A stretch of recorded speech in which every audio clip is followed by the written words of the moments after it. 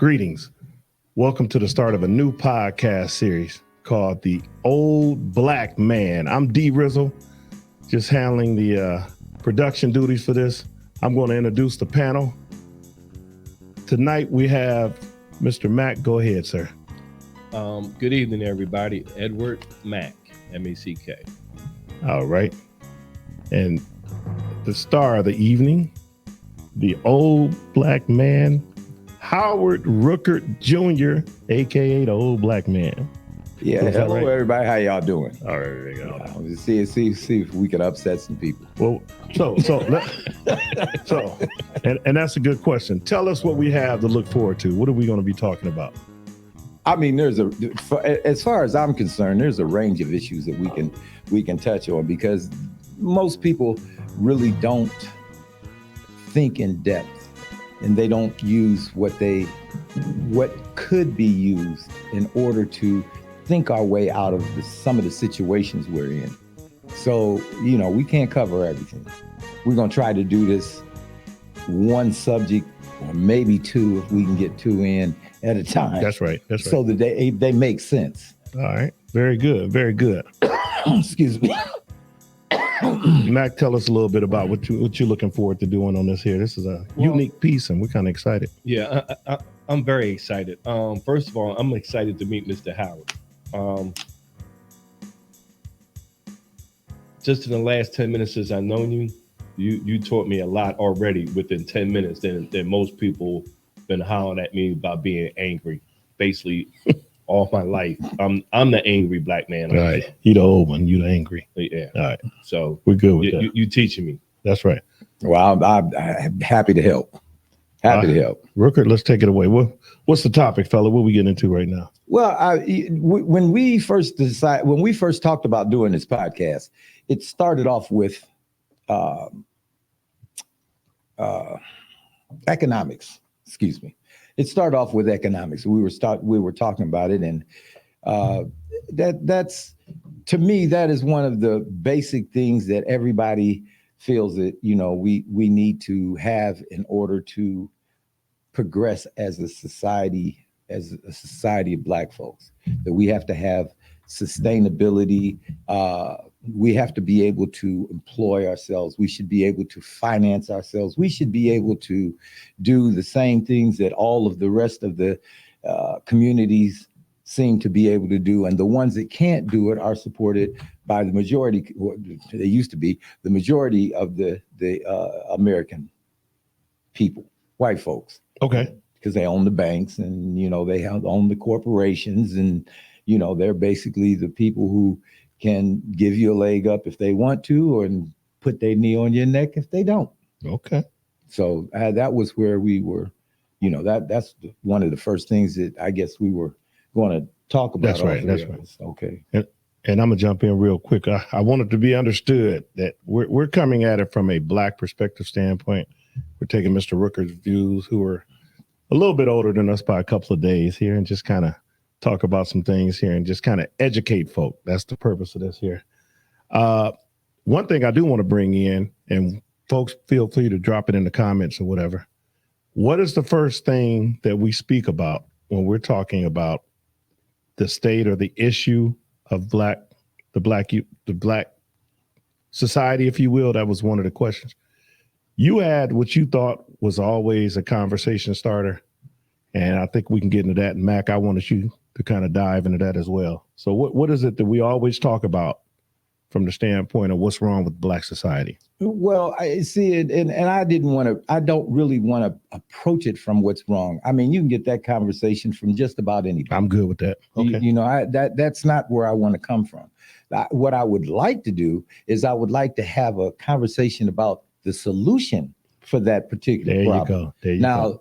And in that, now you have something that is very seldom talked about. And it usually isn't talked about because in the educated upper society for us, we really don't know who to talk to, because there aren't a lot of people in our society that understand the nuts and bolts of how to do production and employment. There's a lot of moving parts there. And, if you were trained in business, then you know about business, but business don't get a spoon made. Or if you were trained in theology, theology it doesn't do you any good when it comes to manufacturing. The only people in our society that have the ability to be able to get us on a footing where we are able to produce things would be the engineers. They're the people who are able to understand the nuts and bolts of how to put something like that together. However, they're not the ones that we as a society turn to. When was the last time you heard anybody speak for the Black community that was an engineer? You hear them as reverends, you hear them as politicians, you hear them as activists, sports Athletes, actors, rappers. Everybody that we listen to has something to say, but they can't really solve the problems that they're talking about. So I'm not going to start off on the problems. Let's talk about the solutions for a minute. And you're saying engineers. Let's dive into that a little bit more. Well, engineers, and there's a bunch of different types of engineers. Oh, of course. Okay, but just like on any other specialty, once you specialize in something, your focus is very narrow. It covers that. It covers that spectrum of whatever it is that you are specializing in. And at one point or the other, I was a quality engineer. And what I did was I worked for a nuclear plant. I worked for aircraft plant. I worked for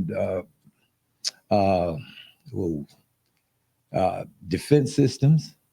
And what I did was I made sure that everything that was on a drawing or everything that was supposed to be there or everything that was supposed to be done, it was actually done. And I had to sign off on it. You know what I'm saying? Yep.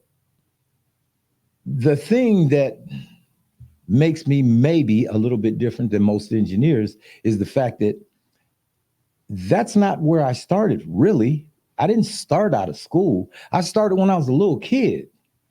I started when my dad was carrying me around to cut the grass or replace a toilet or, put on the floor. This is, I'm talking about 7, 8, 9 years old.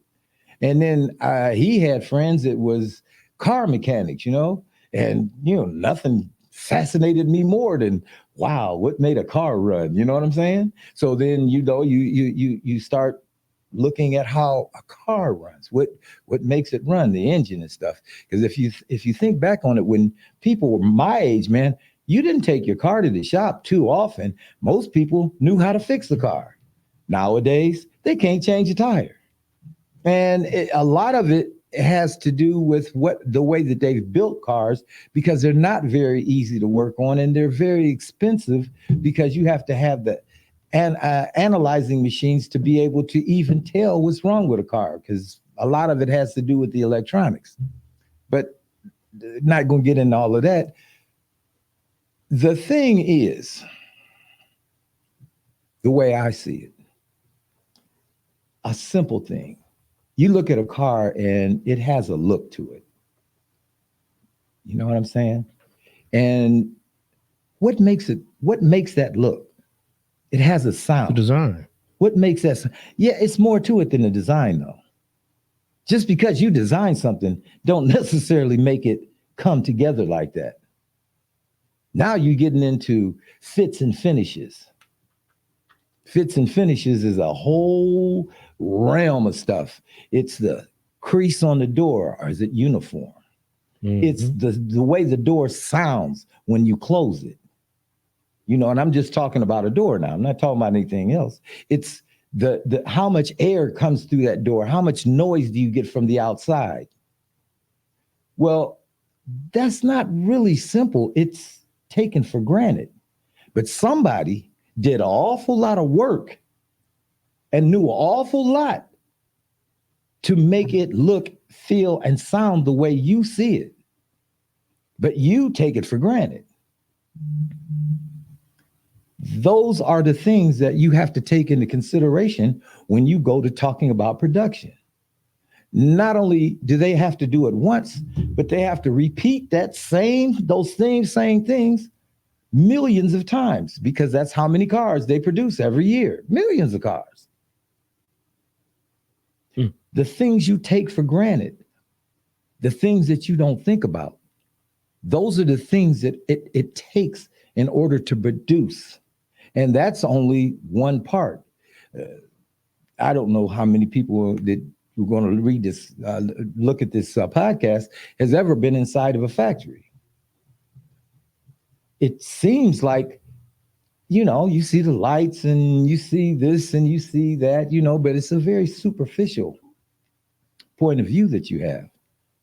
But the truth of the matter is, in order for that factory to run, in order for it to be healthy, in order for it to be safe, there's a million things that have to go into that in order for that to happen. But when you walk through it, you only see what the surface is. You see the colors of the lights, whether they're fluorescent or whether they're mercury lights. You see the colors on the floor. It doesn't ever dawn on you that those colors on the floor represent something. Okay. You might see the machinery, and it's all lined up. Well, it's not just lined up willy-nilly. It's lined up because there are steps to make each thing happen. Now, somebody had to design all of this.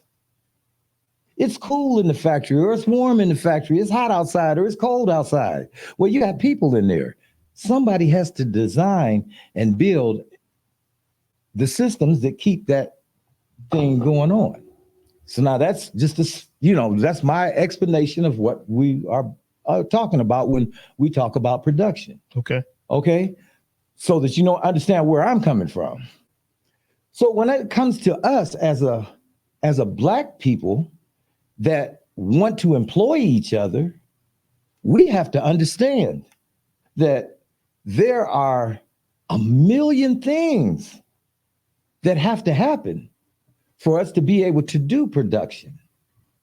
And no one person is good at all of it.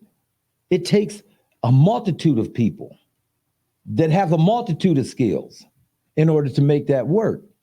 And what puts us behind the 8 ball is Black folks don't like to work with each other. We don't do group participation real well. Okay. So with that being said, kind of walk us through, you mentioned you have some solutions, kind of walk through, because I know you and I had a conversation about kind of how to, I guess, move along or make us competitors in that environment. Yeah. I want to get into that. Oh, see, he's trying to suck me in. Oh, hey, you better. Okay. I'm gonna push it along. All right. We had a conversation, and it was about this podcast deal. Correct. And production and music. Yes. And my thing is, in our community in Akron, Ohio, we have a lot of talented musicians. I mean, some of these guys are smoking. Some of the music that I've heard that they've written, this is original stuff. I ain't talking about the stuff that's already been done. I'm talking about the stuff that you've never heard. They have individual recording that they're doing in their homes. Okay. This podcast is a good example because Upscale is a organization that is trying to put out podcasts. Well, I wanted to put out a podcast too. I wanted to be able to put out a podcast too. But now the thing is,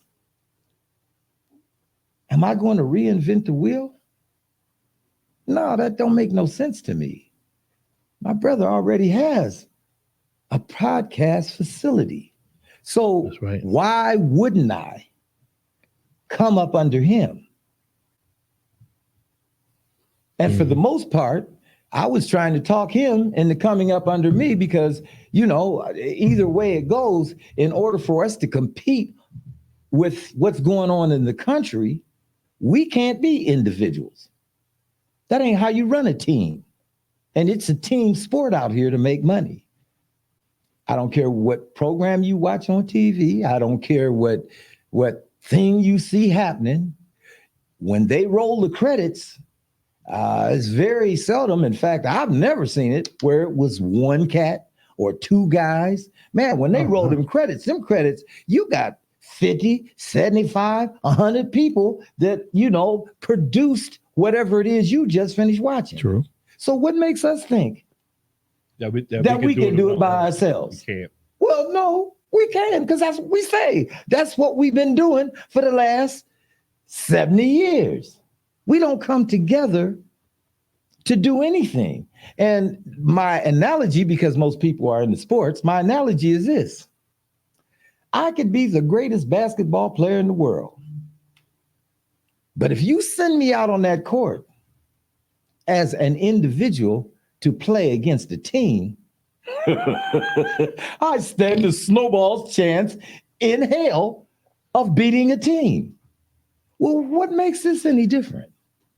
What makes us not be able to recognize the fact that we have to come together and we have to work and we have to build organizations to be able to compete with organizations? One thing that we do well together, we party together very well. That's one thing we do. No matter what the occasion is. Used to. We party together. Used to. You still don't think we like? Oh no. No. Tell me what not. Well, let me put this out here right now. Uh-oh. I'm 70 years old. I'll be 71 in a few days, the 10th of October. You've only said that one time today. Yeah, okay. Normally it's 12 or 14. Okay. but the thing is, in the 60s and 70s, when I grew up, when I was coming up as a young man, that was when you partied. You had house parties. You had parties at the bars. You had parties in the streets. You had parties in the parks. You understand what I'm saying? We came together and had a great time. The very worst thing that could happen at a party is a fist fight. That was it. The first time that I saw any individual with a gun, I was 25 years old in the streets of Akron. Now, there was guys that had guns, don't get it twisted, but they would never show that gun. Mm-hmm. It would never come out in public. You show it, you got to use it. You understand what I'm saying? Nowadays, man, if I rub up against you, if I accidentally step on your foot, if and what it's done is it's made everybody very leery about even coming together in a large group. We're afraid of each other, as we probably should be at this particular point. How did we get there, though, to the point where we are our worst enemy? Because white folks flooded our community with guns. Really that simple. We don't make guns. You know a gun maker? Not at all. Okay. You know a gun maker? Oh, no. Okay, but you know anybody that own a gun? Oh, yeah. A bunch of them. Absolutely. Absolutely. The kids out here on the streets. Oh, yeah. Got guns. Can I ask you a question? Was there any year for us, since you're 70 and I'm 62, was there any particular year after 68 that we was coming together before the crack cocaine hit the scene in our neighborhoods? Absolutely.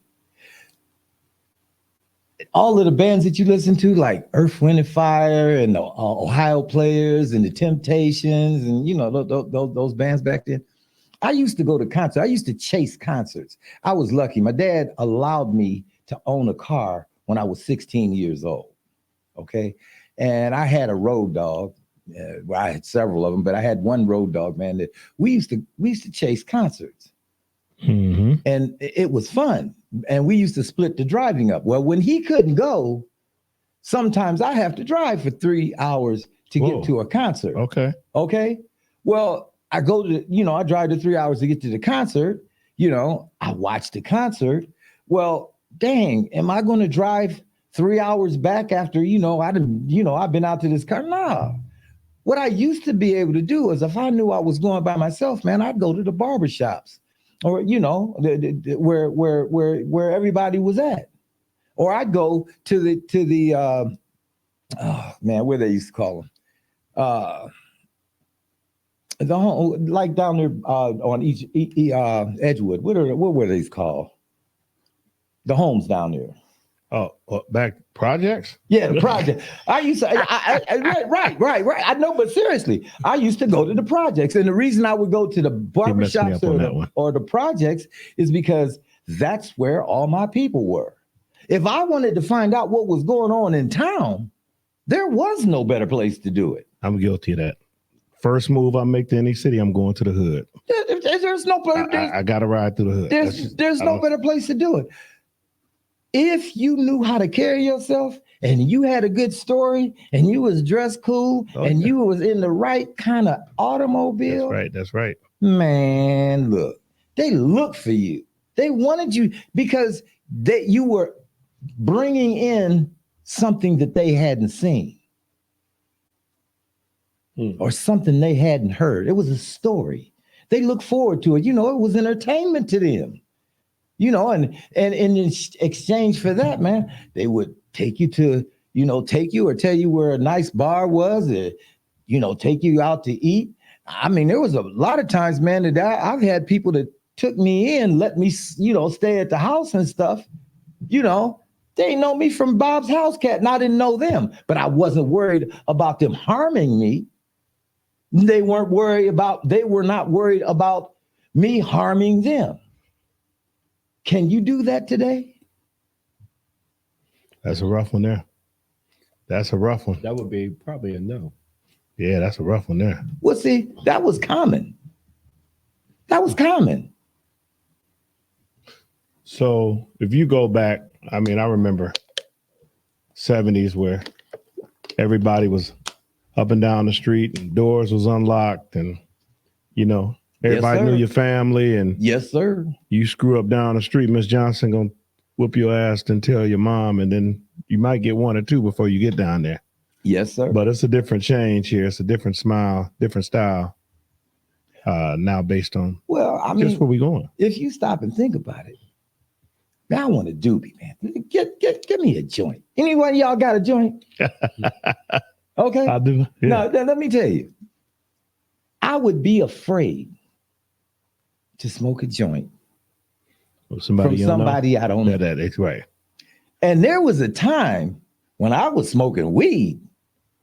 Man, I ran into some really good weed. I never had to worry about somebody poisoning me. That never crossed my mind. I go with that. You understand what I'm saying? Never crossed my mind. Can you do that today? That would be a big no. Big no. So when you say we still like to party.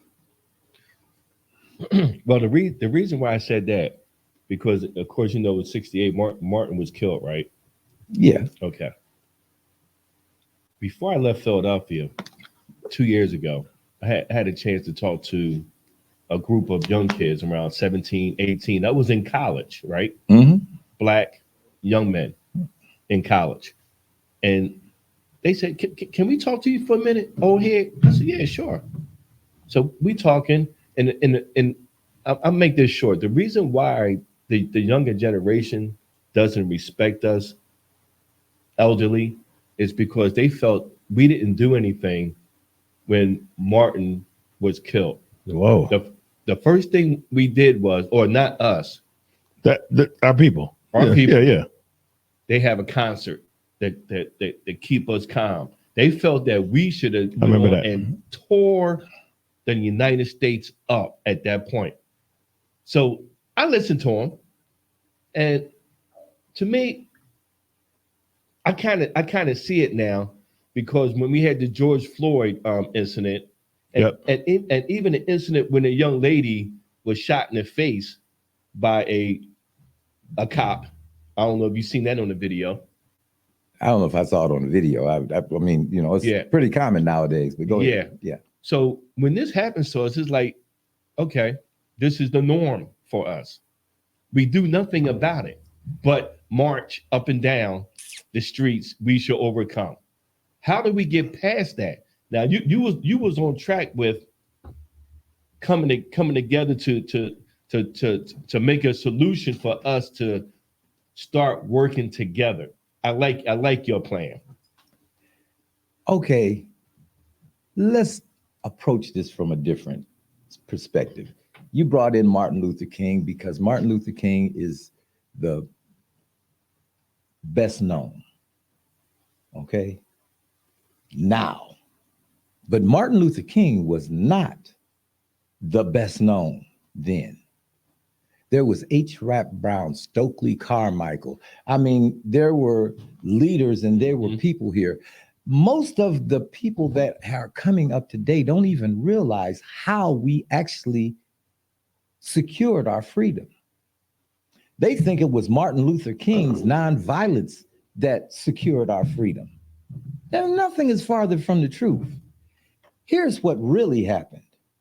White folks was given a choice. There was H. Rap Brown here, and H. Rap Brown made it real clear. Shit, burn, baby, burn.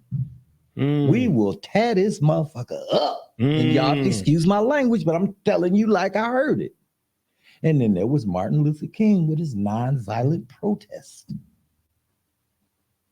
So if you go back to 64, 65, 66, 67, when the cities was on fire, and white folks was losing their mind and they was scared as hell.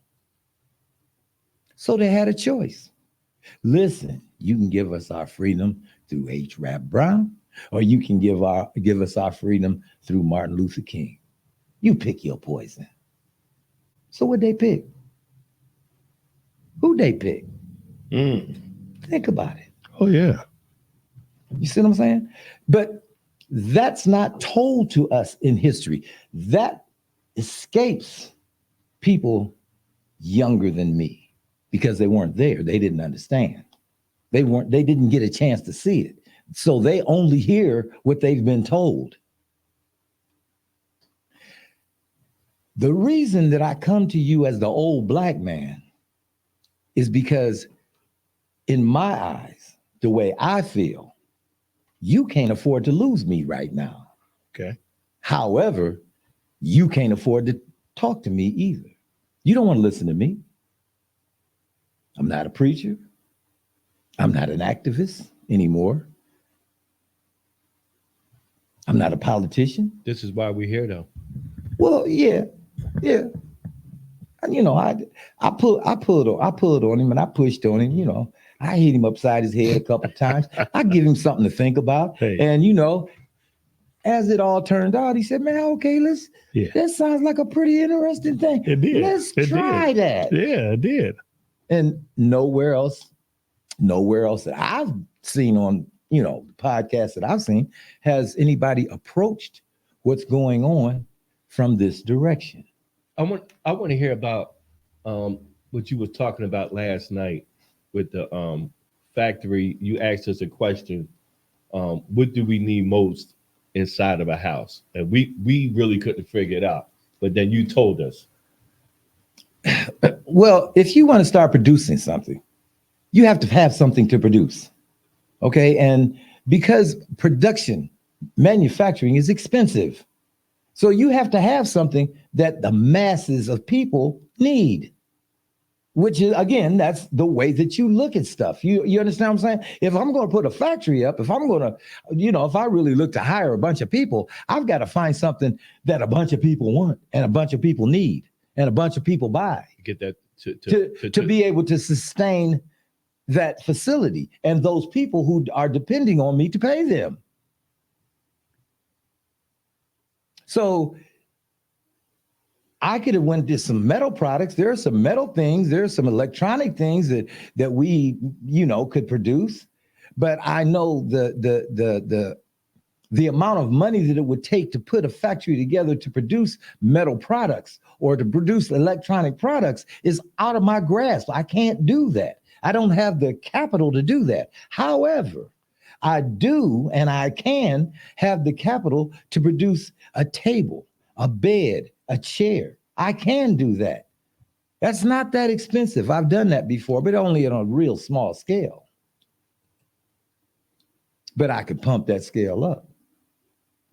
Now, what was really the thing that was really getting to you guys was, okay, there's already people producing those things. Well, yeah. But see, again, in Black folks, see, I can design for you some stuff that would curl your toes. And it's not, and I'm not saying that as me, but we have people out in our community that draw. We have people out in our community that have the ability to be able to really make stuff look good. That's a great point, Mr. Howard. And you know, me and my wife was talking last night. We can't find people in our own race to say, like, say you have a plumbing problem or you have an electrical problem, you need carpentry done in the house. We got to go outside. No, that's just recent. That's just recent. Me personally, I try to find. I go through my people first. That's just recent. But we don't have a stable full of carpentry, electrical, plumbing. Yes, the same thing you're talking about. How did we pull that together? It was here. Those guys are dying out. It ain't us. Those guys are dying out, man. I'm telling you, there was a time I could get bricks, I could get cement, I could get electric, I could get plumbing, I could get just about painting, I could get roofing, I could get just about anything that you can think of. Mechanics. How did we pull this together then? Like now? Well, they've killed that. The education system killed that. And then what the education system didn't kill, moms and dads have killed. See, because your kids. See, now, Mr. Howard, I'm on your level because when I was coming through school, we had workshops in high school that teach you automobile mechanics, carpentry, and you're right, they took all that out of the school. Yeah, but no, they didn't take it out of school. They took it out of your school. They took it out of my school. Right. Okay. Because it's still out there in suburbia. Okay. Okay. But here's the thing. That's not where not where I learned it. I didn't learn it in school. I mean, I learned the technical things, you know, the math and the drawing. I learned the technical stuff in school. Mm-hmm. But the raw fixing this, that, or the other, that was the old men that taught me that because they were already doing it. And the old men taught them. This goes all the way back to slavery because the slaves were the ones who were doing the work. And the only thing they did was they transferred the skill from generation to generation to generation to generation until it got to us. So you think it stopped in the 70s? It stopped with my generation. And it wasn't intentional. It wasn't intentional at all.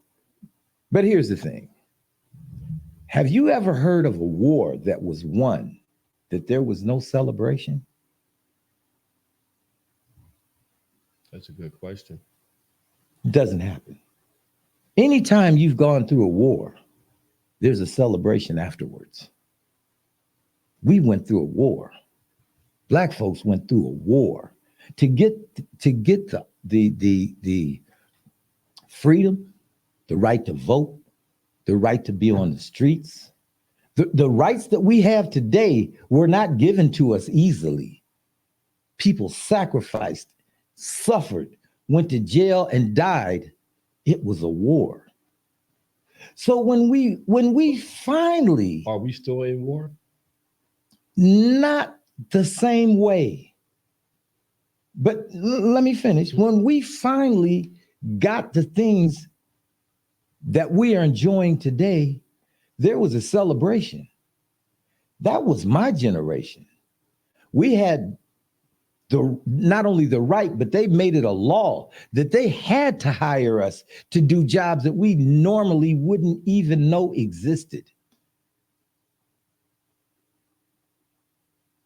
That was a law. Mm-hmm. That's how I motivated through all of the different things that I know that I know, because my curiosity and the ability. Man, I've made steel from rocks. I was actually working in a steel company. I've learned how to fly a helicopter. I've learned how to fix an airplane. I've learned what goes on in a nuclear facility, from the fuel stage all the way through to the enrichment. I've had a chance to do that. And it wasn't because I'm so special, but I had this driving curiosity. I've never been on a job more than 5 or 6 years because I'd get bored with it. Mm. And every time I got bored with this job, I'd go to another job and it had something different. You understand what I'm saying? Absolutely. So at 70 years old, you understand? That's what allows me to be able to look at things in a little bit different light than most people. It's not that I'm a genius. It's just the way that I live my life. All right. Yeah. I like it. Mac, what's your thoughts? Well, I'm sitting here. I'm just absorbing what Mr. Howard is saying. I'm just trying to figure out, how do we get back to where we can work together as Black men, especially as Black men. Wow. Dang, that would be easy, actually. You have to decide. Decide to do it. See, he wouldn't come with me, but I came with him. Mm. You see what I'm saying? And see, I would be remiss if I'm going to lecture him about not coming in with me, and then I turn around and he got something going on and I don't join in with him. Is that fair? Upon invitation, yes. You see what I mean? Upon invitation, yeah. But you understand, the thing that I was talking about was our ability to work together. If we're going to be able to work together, then it doesn't matter which direction that you go, but you have to meet. You have to join. You have to be able to build organizations. And the only way you do that is to come together. And not many Black men can do that because they don't see things like that. Hey, man, you get paid a little bit more than I do. You might get something more before I get it. Yeah. See, it's that, and I hate to say this, but it's that king thing. We all kings. Well, I'm afraid to tell y'all, we're not all kings. There has to be some people who are servants. We can't all be kings. We can't all be bosses. Somebody has to be a boss. Somebody has to be a leader, but there has to be followers. There has to be workers. There has to be that layer of people that make all this stuff run. The only thing that the boss is doing is he's organizing stuff and keeping us all together, making sure that we have what we need in order to play. The coach of the team, the owner of the team, you know what I'm saying? They ain't out there on the field. This is true. But they do have a very important function. This is true. You get my drift? Okay. Words of wisdom from the old Black man. The old Black man, that's what he's doing. That's good stuff there. That's good stuff. Mac, it's a lot to suck in, right? It is. It is. All right. Hey. You go. So I'm still trying to figure out why we are at this point our worst enemy in 2024. Why we can't me personally, I tried to speak to every brother, and sometimes when we walk past each other on the street and we're the same color, I like to at least say, "What's going on? That's right. How you doing, brother?" Yep. But We don't do that. But don't dip your head down and act like you don't see me. Well, you let the brother dip his head down. He might not feel good that day. He might got something going on. Don't take that to heart. I don't So- take it so to the- heart. But you understand what I'm saying? No, Okay. no. Oh, okay. no. Well, hold on. Sometimes I do, but there's a level, and I'll say this: I would love for us to all be able to work collectively, but that's just not possible. Well, that's not, why not isn't it possible? It's not possible. Okay, you tell me. I gotta hear this. Come on, tell me why it ain't possible. Everyone has their different levels of desire, wants, and needs, and as long as that maintains, and it flows in various fashions, and there's no real measuring stick, if you will. Everybody, hey, I'm comfortable. I make $10 an hour. I got food. I'm okay. Or You I'm make $10 an hour. So, and I'm not. No, I'm it's not me. It's No, not. I know that. No, I'm No, just yeah. saying you make $10 an hour. I'm not talking about the money right now. But if you making $10 an hour, that means you working for somebody, Mhm. right? Oh, of course. Okay. Well, now wait. If you working for somebody, why can't you work for me? Why can't you work for him? Why can't he work for you? And I give you an answer. I can answer that easy. And one, I'll give it to you in one word. Let's see if we on the same word. Go ahead. Kings. Oh, Kings. That's the way that we all want to look at ourselves. We all kings. I don't look at it like that. no, how can you say that? Yeah, That's the way. Oh, okay. Wait a minute. Stop. Listen to your women. So, Mr. Howard, Go ahead. Hold on. do you look at yourself as the king? No. Okay, But I do look at myself as being quite different from the people that I run into. I can go with that. Okay. yeah, I can too. Yeah, I can go with that. And before you came up here, me and Darren was talking. A lot of stuff that you're saying, you're 100% right. But here's some of the problems that we have as Black people.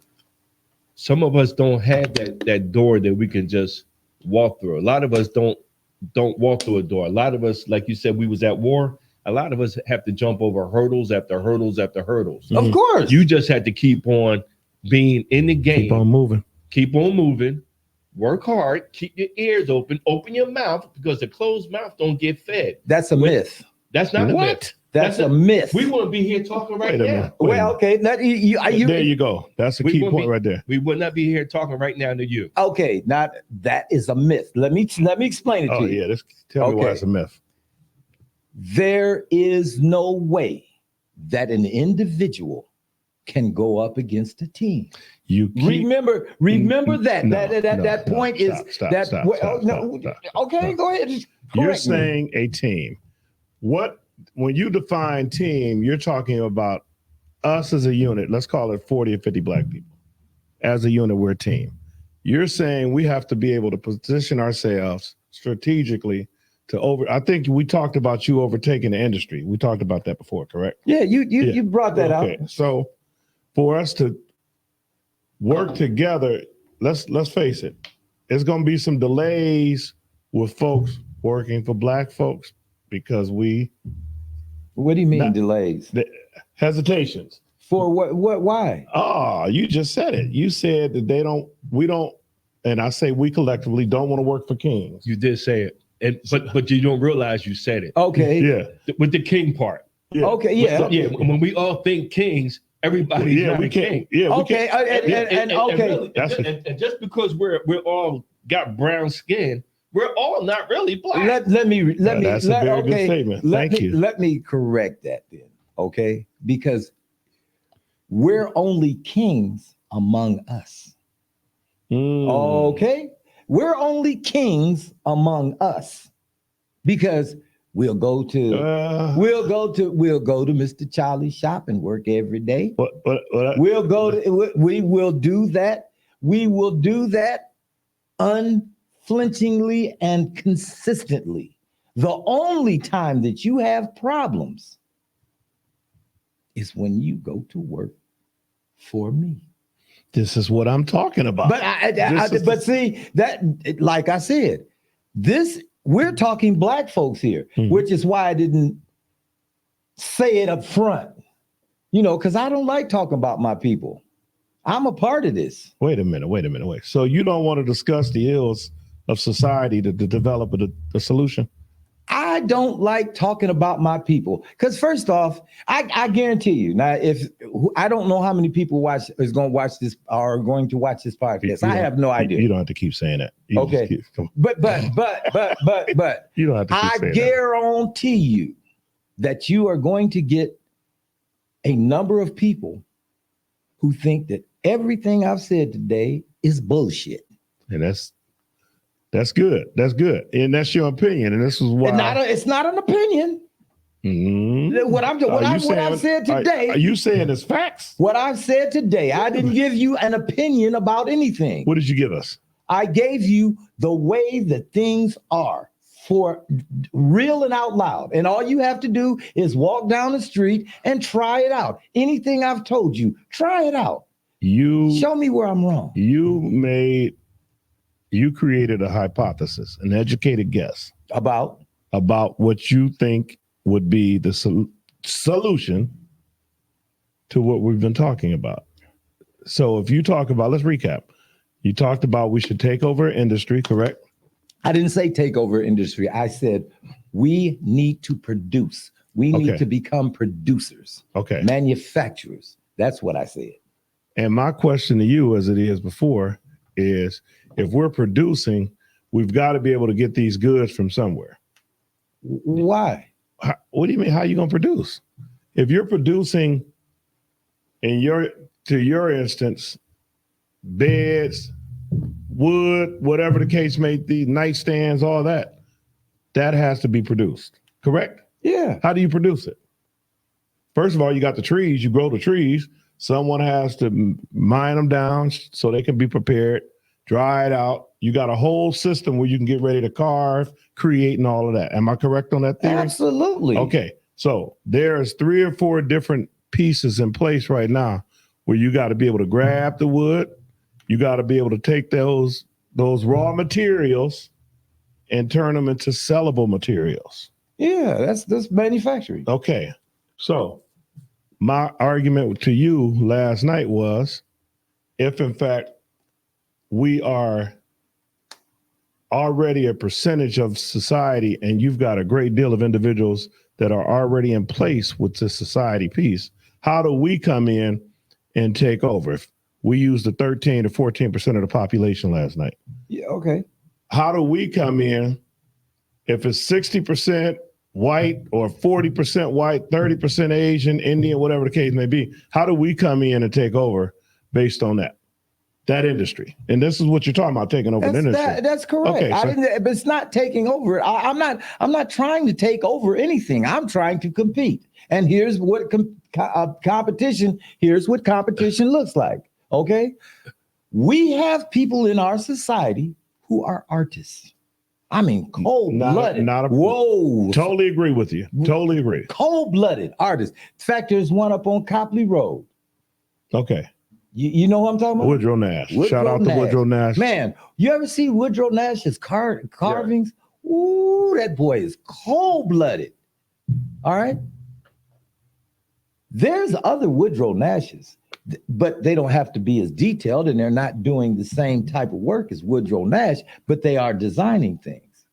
Now, I could sit here and give you some designs that you want to have in your house. I could tell you some things that you would be proud of to have in your house. I could tell you how to do some things that would make this furniture where you want your kids to be exposed to it.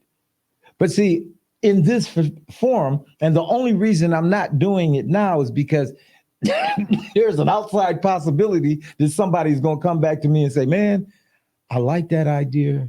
Let's put it into action. Okay. And I don't want to give away all the details, because then You understand what I'm saying? No, we're good It's with not that. sellable. We understand. But I'm just saying. I understand it. What the process is, it's not taking over. It's us designing stuff that we want. I'm not making you buy this. You want to buy this. That's part of the team. That's part of the process. It's called marketing. So how do you bring us together to do this with our young youth? I have no clue. I've tried it, and I thought you had the no. solution. I have the solution. Didn't he just But say he wait had a minute. I have the solution, but I don't know how to make you do a damn thing. I can't. I tried that. I told you I had a wood shop. I was producing furniture. Okay, so look, I got a good idea. Okay, I'm listening. I'm up for that. You know the barber schools that we have, because we all do petition. Black people, we do petition hair and barber shops, and we have schools that we go to, right? Right. Barber schools. Right. How about you start your own? We start our own school with your technology and your knowledge, what you talking about. That would be fine and dandy. I mean, and I would love to do that, but again, license it. The whole you nine yards. you don't need a license. You don't need a license to build a table. You don't need a license to build a chair. What I'm saying is, you need a facility for our people to come into that to help To learn the trade. Yeah. That's all I'm Okay, saying. right. And what you're speaking about is the trades like they do in electrical or plumbing or any place else. That's why I brought up the high school when I was in high school. Right. Okay, but the high school is only that's the first step. You still have to go through the apprenticeships. Yep. Yeah. Okay. And once you get out of the apprenticeships, now you're a journeyman. Mm-hmm. Okay. I get that. I went through that program as a machinist. So maybe we need to get back to that, Mr. Howard. You on point with it. I'd love to get back to it, but I guess again, I can't do it by myself. I'm not even gonna make an attempt to do it because I know that it can't be done alone. So now, can you build a coalition? Can I build a coalition? No. Can we build a coalition? Yeah, we could do it. Yeah, because if we get enough diverse people that have the ability to be able to convince and bring in money and invest. You understand what I'm saying? That's what I want to hear. We have the ability to do. Man, we've got billionaires in our group of people. But what are they doing?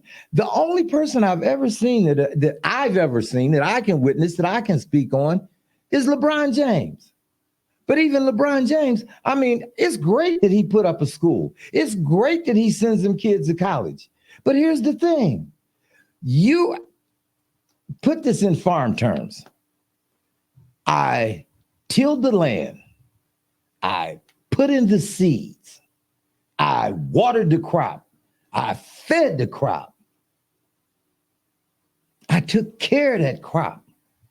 And then when it got to be harvest season, somebody else came in and they took the crop. That's how we do our kids. We educate our kids. We nurture our kids. We get our kids through school. And then they go work for white folks. They don't come back and work for us because we ain't got no work for them. See that you understand you following me what I'm saying? These are the conversations that don't happen. And you know what's crazy? We have these churches with the pastors. We had oh, don't get me on that. We had the 100 Men coalition, and it's like we're scattered all like Darren said earlier a couple minutes ago. It's like I'm going to do me, and at this point we just can't just do us. Well, yeah, we can. That's what we've been doing for the last 200 years. Yeah, but it's not working. No, of course it's not working. You cannot beat an organization as an individual. That will never change. You need a team. You need to organize. Now, are we out of time? Okay. I just, I didn't, No, but anyway, we're in the middle you cannot beat an organization. And then you have to understand the society you live in. We're not trying to beat the organization. Well, I see what you're saying. when I say beat, I compete. I'm sorry, Compete, I used the wrong word. We just want to be able to compete, Right. so we can feed our people, and we don't have to go outside of trying to ask. Oh, I want to go outside. I want to sell stuff to everybody. I don't want to sell stuff to just me. But that's fine. But like you said, we still got to be able to put our people to work too. Well, yeah, absolutely. Everybody else does it. Why ain't we doing it? Right. Okay, but but again, this is a conversation, and you correct me again if I'm wrong. It don't happen, and it doesn't happen because the people who are having this conversation would have this conversation have no knowledge of how to do anything but have the conversation, to actually put it into work, to make it function. There's a lot of moving parts that you got to understand. And for the majority of people, not only don't they understand the moving parts, they don't even know that there's moving parts there. They just see the paint on the surface. If I go back to the car analogy again, you understand what I'm saying? I used to work in a factory, so I understand exactly what you're talking about. Well, see, but working in I'm not jumping on it, but working in a factory is one thing. Understanding how that factory is put together, that's the thing. See, when I used to work in a factory, man, every time I walked outside them doors, man, I said, one thing I want to do more than I want to do anything else, man, I want to own me a place like this. I want to have people working for me like this. You understand? That's how I went to work every day.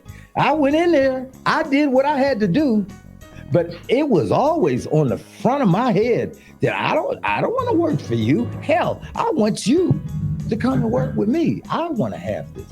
Why can't I have it? Why can't I do it? All right, good.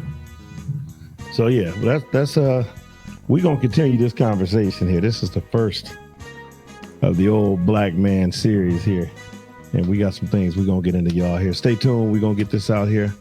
Like and subscribe to the video when it hits.